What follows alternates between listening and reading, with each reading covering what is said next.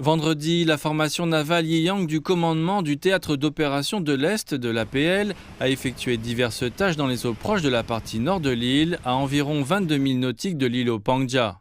Le porte-parole du commandement Li Shi a déclaré que les opérations visaient à tester les capacités de frappe conjointe et de contrôle des zones cruciales.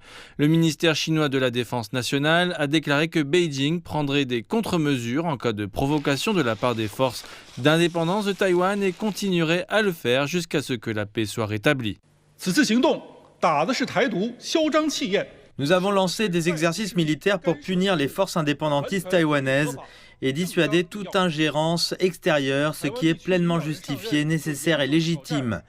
Depuis son entrée en fonction, le nouveau dirigeant de Taïwan a sérieusement remis en question le principe d'une seule Chine et a défendu la théorie des deux États en tentant d'obtenir l'indépendance de Taïwan par la force et en sollicitant un soutien extérieur, poussant ainsi les compatriotes taïwanais dans une situation périlleuse.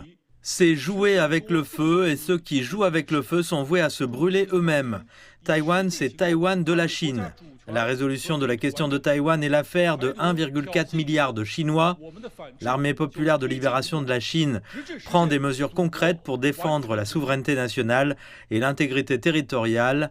Chaque fois que les forces d'indépendance de Taïwan feront des provocations, les contre-mesures seront renforcées jusqu'à ce que la réunification complète de la Chine soit réalisée.